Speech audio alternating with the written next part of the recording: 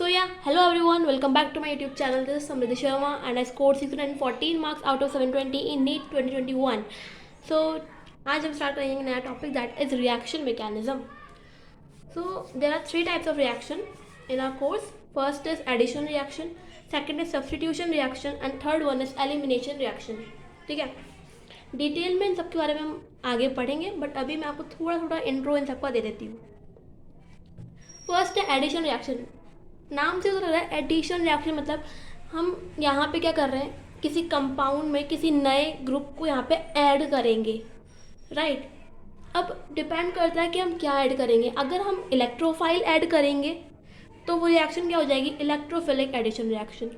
अगर हम एक न्यूक्लियोफाइल को ऐड करेंगे तो वो रिएक्शन क्या हो जाएगी, न्यूक्लियोफिलिक एडिशन रिएक्शन. अगर हम उस कंपाउंड में एक फ्री रेडिकल को ऐड करेंगे तो रिएक्शन क्या हो जाएगी, फ्री रेडिकल रिएक्शन. ठीक है, फ्री रेडिकल एडिशन रिएक्शन. ठीक है. सेकेंड टाइप ऑफ रिएक्शन हमारे पास क्या आती है, सब्सटीट्यूशन रिएक्शन. मतलब यहाँ पे हम क्या कर रहे हैं, सब्सटीट्यूट कर रहे हैं. मतलब किसी की लाइफ में मान लो एक गर्लफ्रेंड ऑलरेडी थी, तो क्या हुआ, उससे ब्रेकअप हुआ उसका और एक नई गर्लफ्रेंड फिर उसकी लाइफ में आई, तो क्या हुआ, एक गर्लफ्रेंड से दूसरी गर्लफ्रेंड सब्सटीट्यूट हो गई, राइट.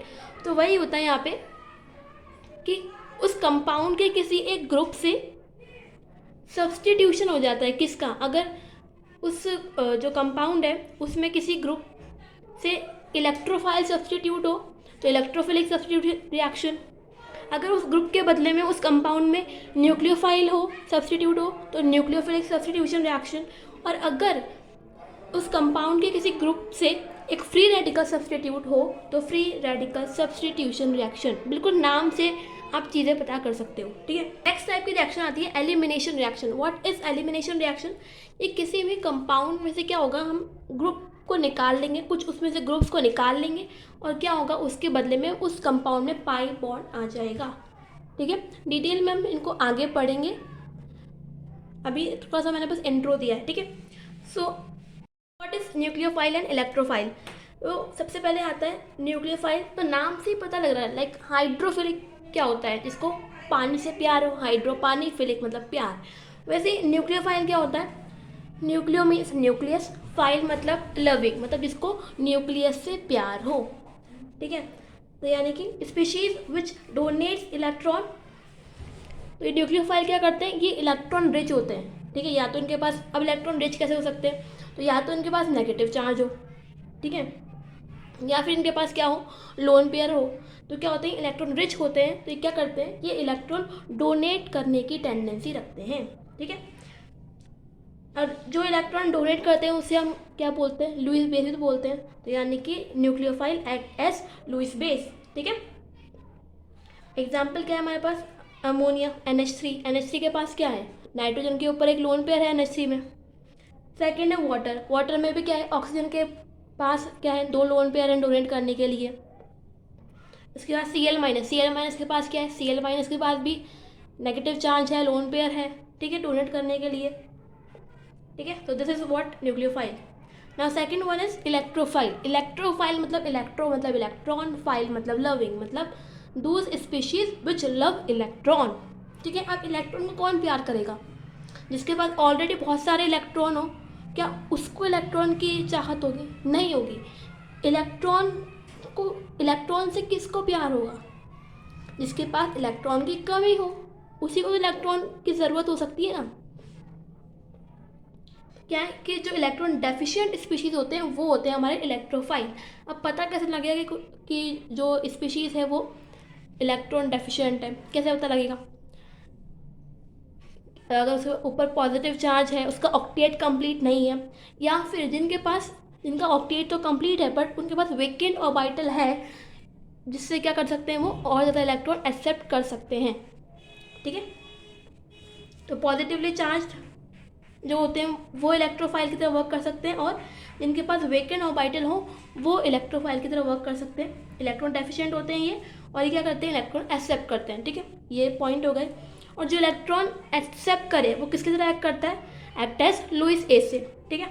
एग्जाम्पल क्या हुआ, BF3 में क्या है, सिर्फ 6 इलेक्ट्रॉन है इसके ऑक्टेट में, ऑक्टेट कंप्लीट नहीं है मतलब. तो यानी क्या है, इसको इलेक्ट्रॉन की ज़रूरत है। ठीक है, अब यहाँ पे एक स्टार पॉइंट है हमारे पास, that hydronium ion and sodium ion यानी कि H3O plus and Na+ are positively charge but not act as electrophile. क्यों भाई? अभी तो मैंने बोला कि जो पॉजिटिवली चार्ज होंगे वो इलेक्ट्रोफाइल की तरह वर्क करेंगे। तो पॉजिटिवली चार्ज से मतलब क्या है भाई? या तो जो जिनके पास इलेक्ट्रॉन की कमी हो, या फिर जिनके पास वेकेंट और वाइटल हो एक्स्ट्रा इलेक्ट्रॉन लेने के लिए, वही तो एक्ट कर सकते हैं ना। बट हाइड्रोनियम आयन और ये Na+ में इनका ऑक्टेट कंप्लीट है। अगर आप स्ट्रक्चर बनाओगे आपको पता लग जाएगा कि इनका ऑक्टेट कंप्लीट है और इनके पास कोई अलग से वेकेंट और वाइटल नहीं है जिसमें ये इलेक्ट्रॉन एक्सेप्ट कर सकें। तो देखने में ऐसा लग रहा है कि ये इलेक्ट्रॉन डेफिशिएंट हैं, but actually they are not electron deficient, so that's why they don't act as electrophile, right. अब न्यू टॉपिक है हमारे पास, रीअरेंजमेंट ऑफ कार्बोकैटायन। ठीक है, मैं यहाँ पे अभी मैंने न्यूक्लियोफाइल इलेक्ट्रोफाइल के बारे में बताया, अब हम रीअरेंजमेंट पढ़ेंगे। इसके बाद हम पढ़ेंगे रिंग एक्सपांशन, और उसके बाद हम जाएंगे किस पे, एडिशन रिएक्शन और बाकी सारे रिएक्शंस पे। ठीक है, तो लेट्स स्टार्ट। तो what is rearrangement of carbocation? Movement of carbocation from an unstable state to a more stable state. ठीक है, क्या हुआ, जैसे ये कंपाउंड है, अब इसमें ये कार्बोकैटायन है, तो यहाँ पे क्या होगा, ये कार्बोकैटायन अगर इससे ज़्यादा पॉसिबल स्टेबल स्टेट इसकी पॉसिबल है, इससे ज़्यादा स्टेबल अगर स्टेट इसकी पॉसिबल है इस कंपाउंड में, तो क्या करेगा ये कार्बोकैटायन उस ज़्यादा वाली स्टेबल स्टेट में जाने की क्या करेगा, कोशिश करेगा। उसी को हम क्या बोलते हैं, रीअरेंजमेंट बोलते हैं। ठीक है, अब कैसे होगा रीअरेंजमेंट में? हमारे पास दो तरीके से हो सकता है। Either it is due two hydride shift, यानी कि H- जो है हमारा वो उसके शिफ्ट से हो जाए पॉसिबल, या फिर क्या हो सकता है, मिथाइल शिफ्ट की वजह से भी हो सकता है। तो कैसे होगा, लेट्स सी।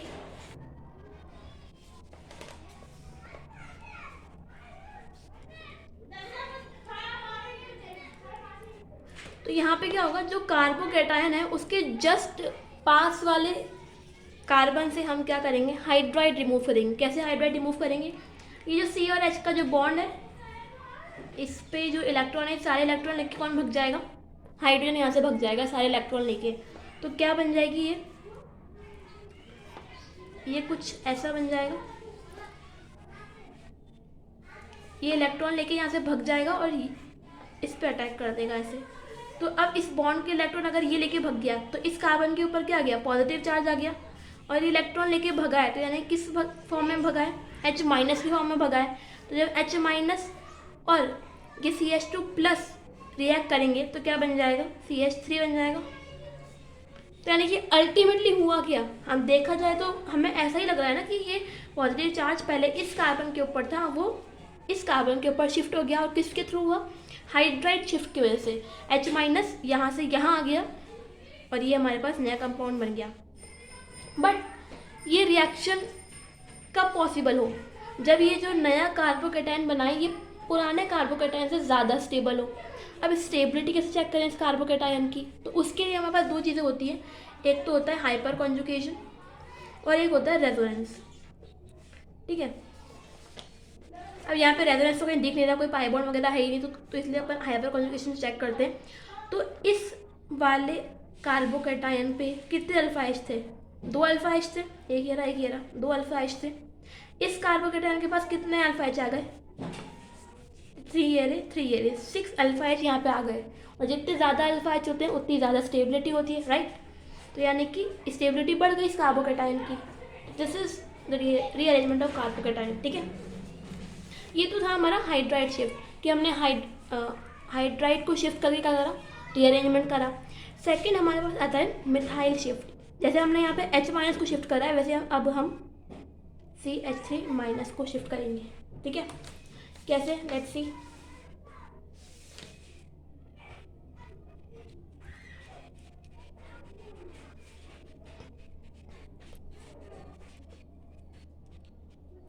ये है हमारे पास। अब क्या होगा, अगेन ये C और CH3 जो कार्बोकैटायन है उसके जस्ट पास वाले कार्बन पे से क्या होगा, रिमूव करना है हमें।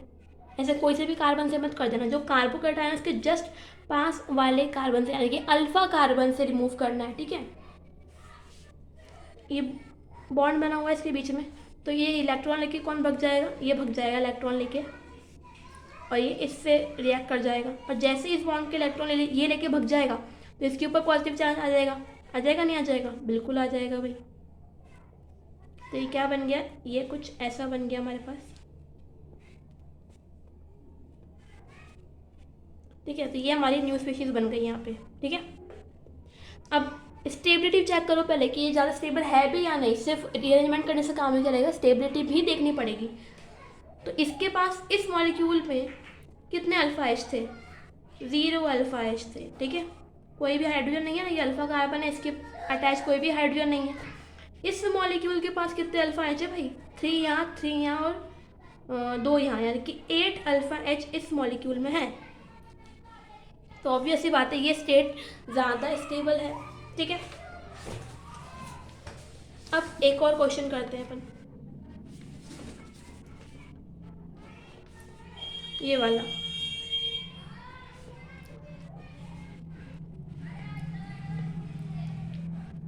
ठीक है, तो इस वाले कार्बन के ऊपर क्या है? पॉजिटिव चार्ज है। अब तीन पॉसिबिलिटी बन रही है, या तो ये जो अल्फा कार्बन है, इस अल्फा कार्बन का हाइड्रोजन रिमूव हो जाए, या फिर इसी अल्फा कार्बन से जो ये अटैच मिथाइल ग्रुप है ये शिफ्ट हो जाए, या फिर इस वाले अल्फा कार्बन से जो हाइड्रोजन जुड़ा हुआ है वो रिमूव हो जाए। ठीक है, हमारे पास तीन पॉसिबिलिटी यहाँ पर है। तो अब किसको शिफ्ट करें?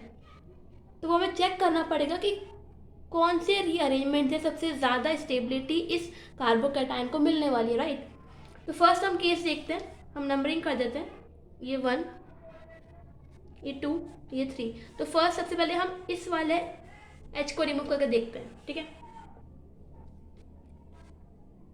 तो जब ये वाला H रिमूव होगा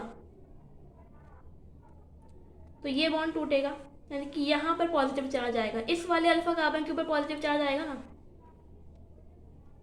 लो भाई, आ गया इस वाले अल्फा कार्बन के ऊपर पॉजिटिव चार्ज, और ये वाला H कहाँ पे आ जाएगा? इस वाले कार्बोकैटायन पे आ जाएगा ये वाला H।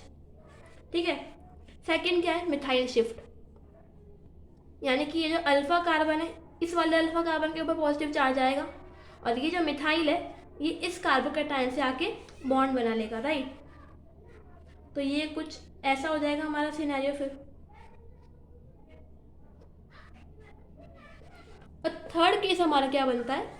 इस वाले अल्फा हाइड्रोजन को हम रिमूव करेंगे। अगर इस वाले अल्फा हाइड्रोजन को रिमूव करेंगे तो इस वाले अल्फा कार्बन पे पॉजिटिव चार्ज आएगा, ऑब्वियस सी बात है, और ये हाइड्रोजन इस कार्बोकैटायन से जाके अटैच हो जाएगा। राइट,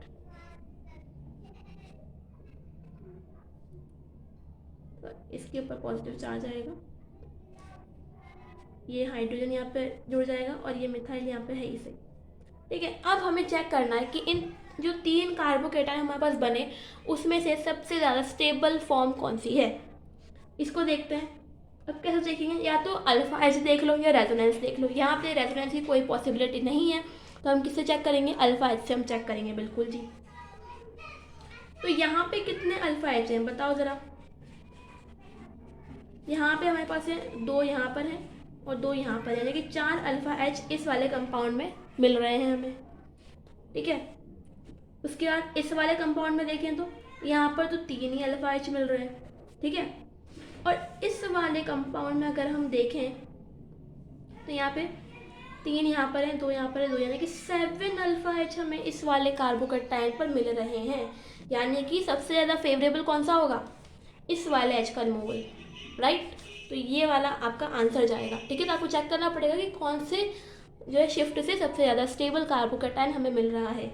ठीक है, नाउ नेक्स्ट चीज़ आती है हमारे पास कि जैसे मान लो ऐसा कोई कंपाउंड है,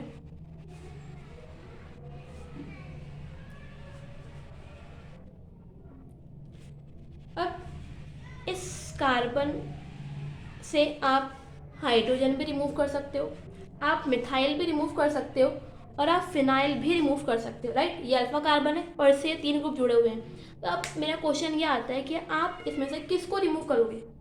कुछ भी रिमूव करो, पॉजिटिव इसी के ऊपर आना है, किसको रिमूव करोगे? तो यहाँ इसके लिए एक चीज़ होती है माइग्रेशन एप्टीट्यूड। क्या होता है इसके लिए? इसके लिए होता है माइग्रेशन एप्टीट्यूड, यानी क्या होगा जब ऐसा कोई केस बने तो उसमें सबसे ज़्यादा जो है शिफ्ट करने की टेंडेंसी किसकी होती है? हाइड्रोजन की, उसके बाद फिनाइल ग्रुप की, और उसके बाद मिथाइल ग्रुप की, राइट। तो यानी कि अभी सबसे ज़्यादा टेंडेंसी किसकी शिफ्ट करने की है? हाइड्रोजन की। अगर यहाँ पे हाइड्रोजन नहीं होता, मान लो यहाँ पे दोनों CH3 ग्रुप ही होते, तो फिर आप किसको रिमूव करते? CH3 को या फिनाइल को? तो आप रिमूव करते फिनाइल को, ठीक है। और एंड में जो है शिफ्ट होने की टेंडेंसी किसकी होती है? मिथाइल ग्रुप की होती है, ठीक है। तो ये हमें याद रखना है क्या होता है। माइग्रेशन एप्टीट्यूड सबसे ज़्यादा किसका? हाइड्रोजन का, फिर फिनाइल ग्रुप का, और फिर मिथाइल ग्रुप का, ठीक है। नेक्स्ट मैं बिल्कुल वैरायटी वाली चीज़ें क्वेश्चन करवा रही हूँ, कोई एक ही एक टाइप के जो है क्वेश्चन नहीं करवा रही हूँ, हर एक क्वेश्चन में एक नया कॉन्सेप्ट है, ठीक है। अब ये लास्ट क्वेश्चन है इस टॉपिक का, इसमें भी हमें एक नया कॉन्सेप्ट हमें देखने को मिलेगा, राइट। तो लेट्स सी, ये हमारे पास कंपाउंड है कुछ ऐसा,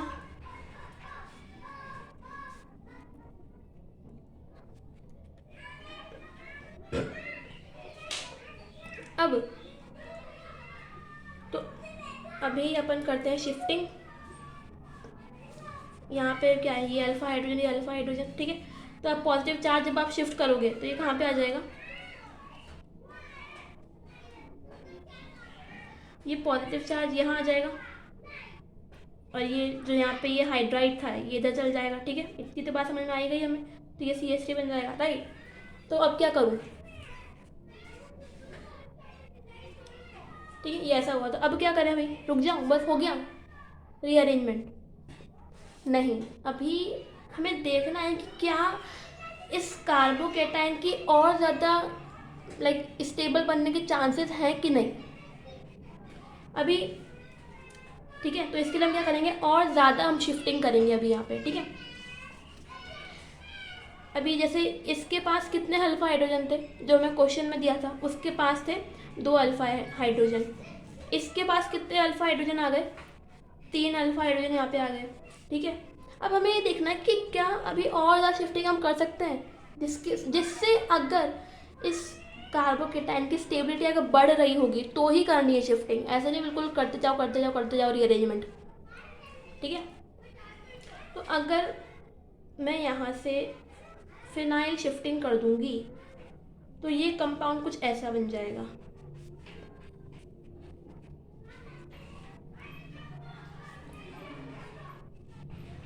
मैंने क्या किया?